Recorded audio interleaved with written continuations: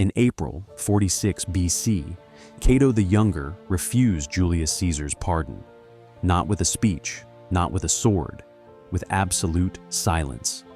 He walked away from the most powerful man on earth, and that single act of defiance echoed through history for 2,000 years. You are not like Cato, not yet, because you cannot stop responding. Every criticism demands your defense. Every slight requires your retaliation.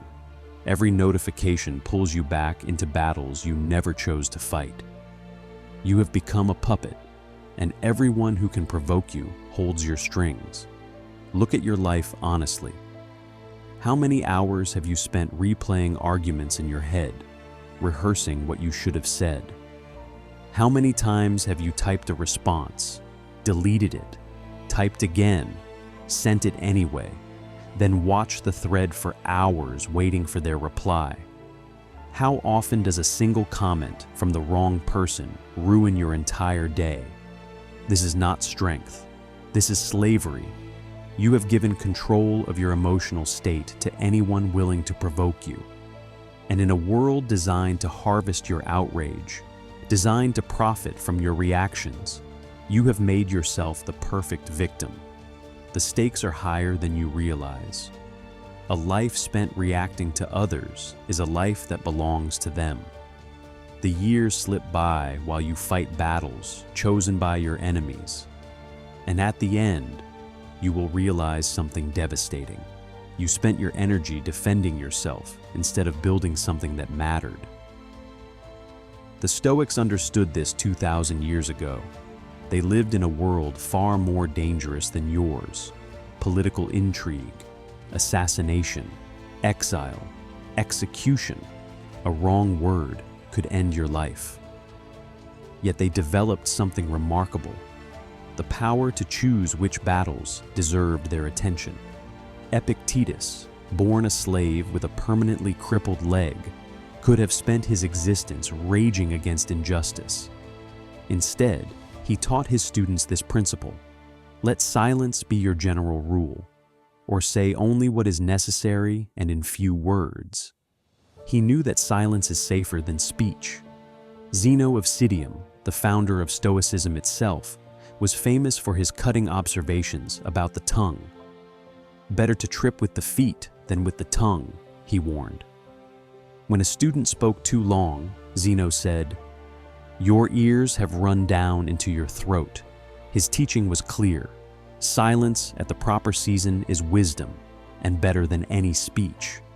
And Seneca, advisor to emperors, writing from a position of enormous power, declared this truth: it is the mark of a great spirit to regard wrongs as beneath contempt. Beneath contempt. Not ignored out of weakness, not avoided out of fear. Beneath contempt, because you have recognized that most provocations are not worthy of your response. Your attention is too valuable. Your energy is too precious. Your time is too finite. Marcus Aurelius wrote in his private journal, "Words never meant for publication." Do not be put off by other people's comments and criticism.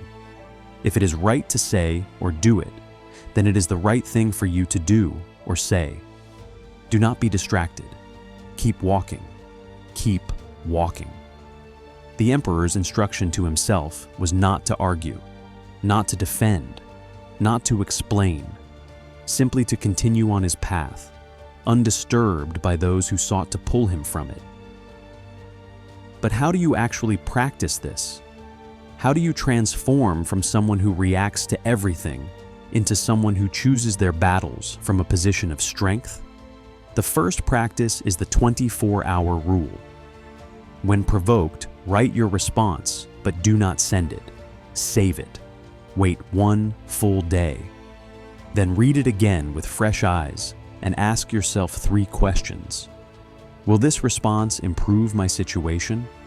Will it change the other person?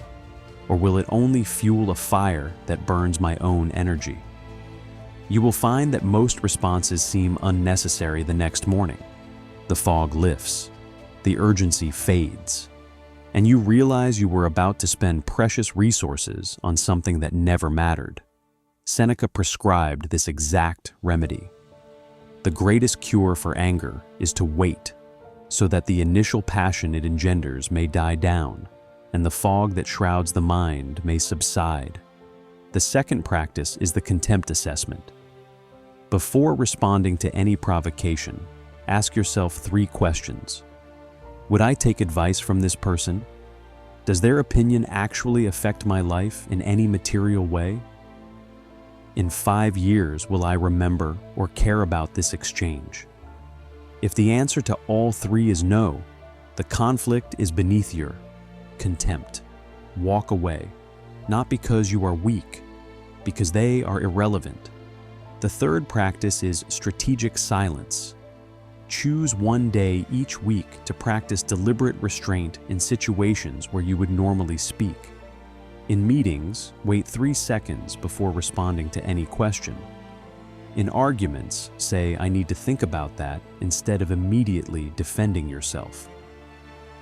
Notice how much you learn when you are not planning your next statement. Notice how differently people treat you when they cannot predict your reactions. Epictetus taught, "Never explain your philosophy, embody it. Your silence teaches more than your words ever could." The ancients left us more than philosophy.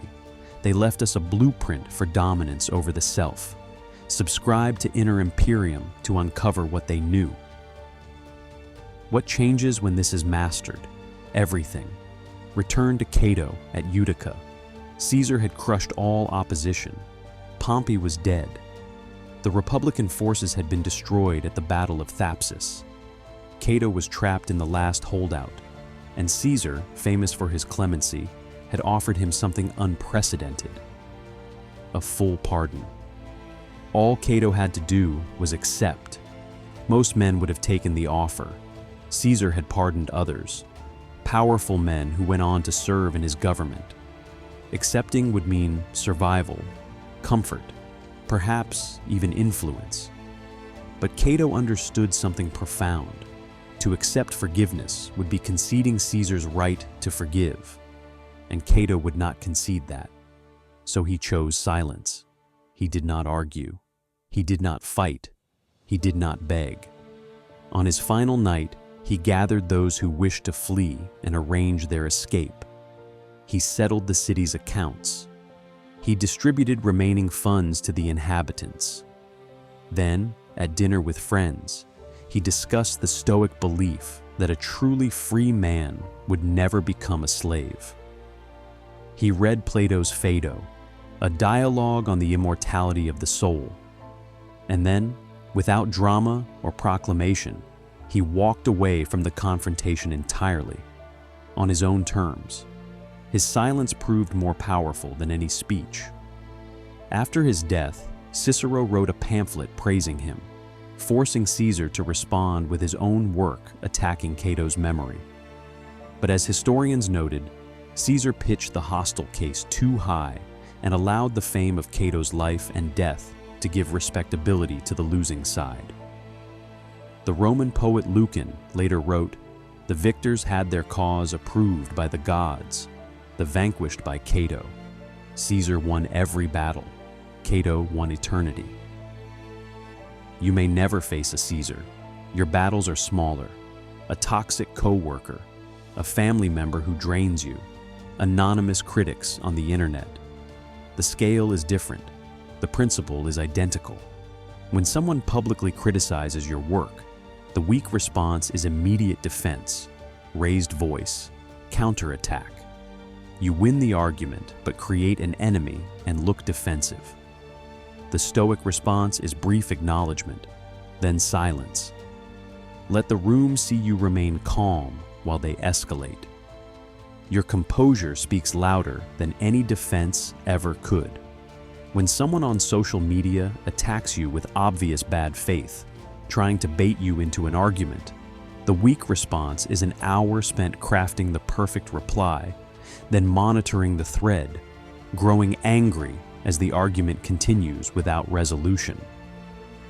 The Stoic response is no response at all. Your attention is your most valuable resource. They want your engagement. Denying it is the only victory available. When a family member repeatedly brings up topics they know trigger you, seeming to enjoy watching you get upset, the weak response is taking the bait every time, defending yourself, trying to make them understand. The Stoic response is 5 words. I am not discussing this. Then you leave.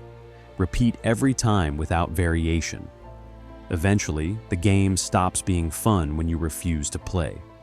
Each day, conduct an evening review. Ask yourself, what conflicts did I engage in today? Were they worth my energy? Did I win anything of value? Or did I just spend resources that could have gone toward building something meaningful? Over time, patterns will emerge. You will see which battles you fight reflexively rather than strategically, and you will begin to choose differently. In a world that constantly demands your reaction, that profits from your outrage, that measures engagement in comments and clicks, silence has become a revolutionary act. Your attention is your life force. Every moment spent responding to those who seek only to provoke you is a moment stolen from building something that matters. Cato could have argued. He could have fought. He could have accepted Caesar's mercy and lived comfortably for decades. Instead, he chose silence.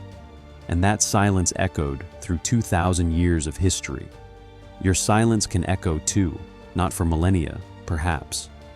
But in the space of your own life, it might be the most powerful thing you ever do. The question is not whether this works. The ancients proved that it does.